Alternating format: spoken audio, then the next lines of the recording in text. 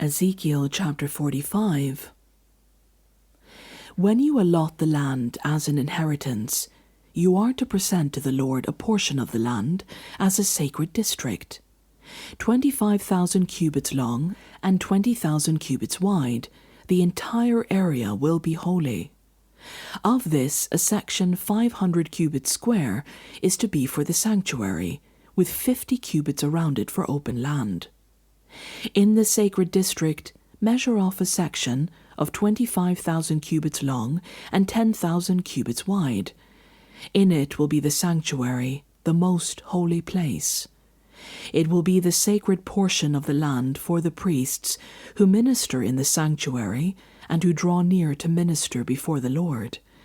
It will be a place for their houses as well as a holy place for the sanctuary.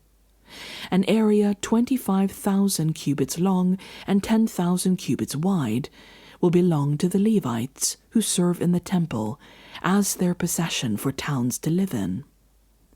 You are to give the city as its property an area 5,000 cubits wide and 25,000 cubits long, adjoining the sacred portion.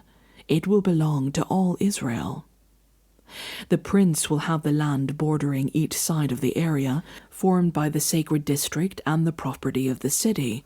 It will extend westward from the west side and eastward from the east side, running lengthwise from the western to the eastern border, parallel to one of the tribal portions.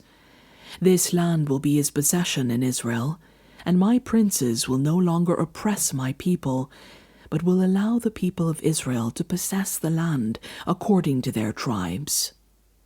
This is what the sovereign Lord says: You have gone far enough, princes of Israel. Give up your violence and oppression, and do what is just and right.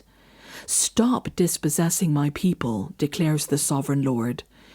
You are to use accurate scales, an accurate ephah and an accurate bath.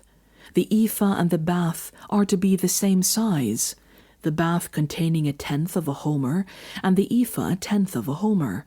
The homer is to be the standard measure for both. The shekel is to consist of 20 gerahs. 20 shekels plus 25 shekels plus 15 shekels equal 1 mina. This is the special gift you are to offer: 1/6 of an ephah from each homer of wheat, and 1/6 of an ephah from each homer of barley. The prescribed portion of olive oil, measured by the bath, is 1/10 of a bath from each core, which consists of 10 baths or 1 homer, for 10 baths are equivalent to a homer. Also 1 sheep is to be taken from every flock of 200 from the well-watered pastures of Israel. These will be used for the grain offerings, burnt offerings, and fellowship offerings, to make atonement for the people, declares the sovereign Lord. All the people of the land will be required to give this special offering to the prince of Israel. It will be the duty of the prince to provide the burnt offerings, grain offerings, and drink offerings at the festivals, the new moons, and the Sabbaths, at all the appointed festivals of Israel. He will provide the sin offerings, grain offerings, burnt offerings, and fellowship offerings to make atonement for the Israelites. This is what the sovereign Lord says: In the first month, on the first day, you are to take a young bull without defect and purify the sanctuary. The priest is to take some of the blood of the sin offering and put it on the doorposts of the temple, on the 4 corners of the upper ledge of the altar, and on the gateposts of the inner court. You are to do the same on the 7th day of the month for anyone who sins unintentionally or through ignorance. So you are to make atonement for the temple. In the first month, on the 14th day, you are to observe the Passover, a festival lasting 7 days, during which you shall eat bread made without yeast.